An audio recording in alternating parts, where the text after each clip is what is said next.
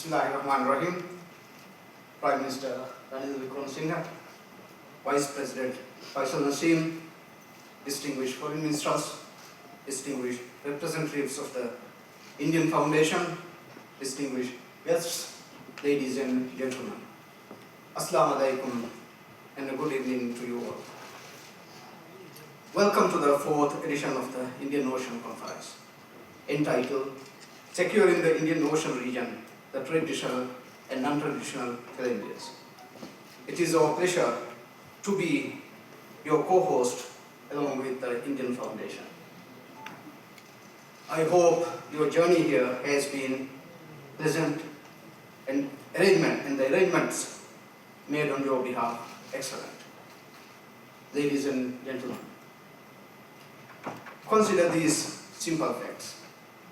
The great ocean that our countries call home boasts 40% of the world's oceanic trade, half of its container shipping, and 2/3 of its maritime oil trade. Its sea lanes of communications are oceanic highways, providing sustenance and commercial opportunity for over 2.7 billion people. The strategic significance of its critical straits from Malacca in the east to Hormuz in the west attracts the attention of the world's nations anxious to ensure their access to waterways and their continued freedom to navigation. It is more vital than ever to regularly convene forums such as this so that together we can effectively resolve our common concerns. At the heart of our concerns should be ensuring the security and prosperity of our peoples. The 3 priority areas that we will focus on during this event: ensuring navigational security, addressing the ever-looming threat of terrorism, and protecting our marine ecology, are essential to that security and to our continued well-being. With regard to navigational security, we cannot overstate just how important this is to the Maldives. The ocean has been our lifeblood since as far back as our history reaches, the territory of the Maldives being comprised mostly of water. Even today, ensuring the regular and safe flow of commerce, cargo, and maritime travel in accordance with the provision of the United Nations Convention for Law of the Sea is paramount. Further, effectively policing our territorial waters and vast exclusive economic zone of approximately a million square kilometers is vital to preventing illicit maritime activity, including human and narcotics trafficking, and to safeguarding our essential fish stocks from encroachment by foreign vessels in the form of illegal, unreported, and unregulated fishing. The Maldives will implement measures internally to increase our maritime domain awareness while partnering with neighboring militaries for joint patrols and exercises such as the ones we presently conduct with Sri Lanka and India in the name of the Dosti trial exercises to safeguard our waters from trespass and illegal activity. Unfortunately, terrorism and violent extremism has become a regular threat in the 21st century. Its driving factors include geopolitical strife and the various cultural and economic dislocations wrought by globalization are no strangers to our region. No, unfortunately, are the opportunists who take advantage of vulnerable young minds and twist religion for their own sinister ends. We are reminded of these sad truths on the Easter Sunday of this year by the cowardly terrorist attacks perpetrated on our neighbor and friend Sri Lanka, which killed so many innocent people.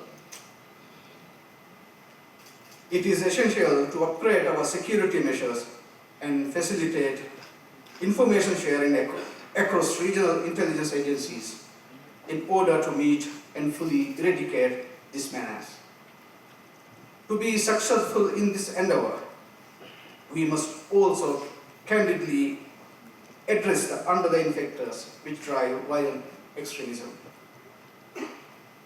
Preserving the integrity and diversity of our marine ecology is also another crucial priority area for our collective security that we will be discussing during this conference.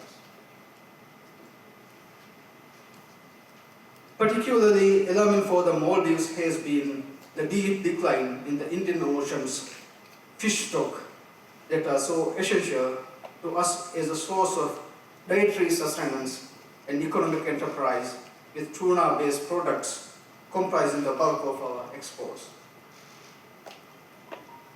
To truly understand the gravity of the issue, we must reflect on the Atlantic Ocean's state failure to prevent the complete collapse of its northwest cod fishery stocks, because the precautionary measures they to prove too little, too late. If tuna stocks in the Indian Ocean suffers a similar fate, it will have a devastating impact on all our communities and small island states such as us in particular. The Maldives will do its part to ensure that we will abide by sustainable fishing practices, and we enjoin all our international friends and regional partners to do the same.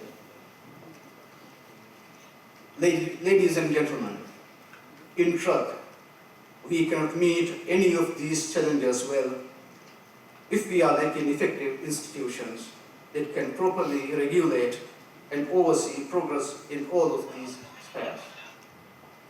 We must be honest and acknowledge our shortcomings in this regard. The Indian Ocean region, especially in its South Asian core, is one of the most fully integrated regions in the world. This is costing us not only in terms of effective collaboration on sustainable issues, but also materially as well, consigning our people to a slower pace of economic progress. Consider that interregional trade in South Asia comprises a dismal 5% of our collective GDP. Contrast this to ASEAN countries' 25%. It has been estimated that if we reduce our non-tariff trade barriers within the Indian Ocean region, we can increase our collective gross national product by $568 billion, underscoring the great loss we suffer by not doing our utmost to facilitate political and economic linkages between us. The Maldives is keenly resolved to increase the scale and depth of all our cooperation across the entire expanse of the Indian Ocean. We believe that this is the best accomplished through effective regional organizations dedicated to such ends. One organization which is fast becoming the main vehicle for providing for the Indian Ocean a coherent governance framework has been the Indian Ocean Dreamers Association, which since its founding in 1997 has brought together the littoral states of our ocean into a formal body devoted to increasing the well-being of all of its people. Joining IORA has been a long-standing foreign policy goal of the Maldives for many years. We are elated when the 18th Council of Ministers meeting held in Durban, South Africa last year, we are finally approved for membership. This decision will be formalized at the 19th Council of Ministers meeting, which will be held next month in Dubai.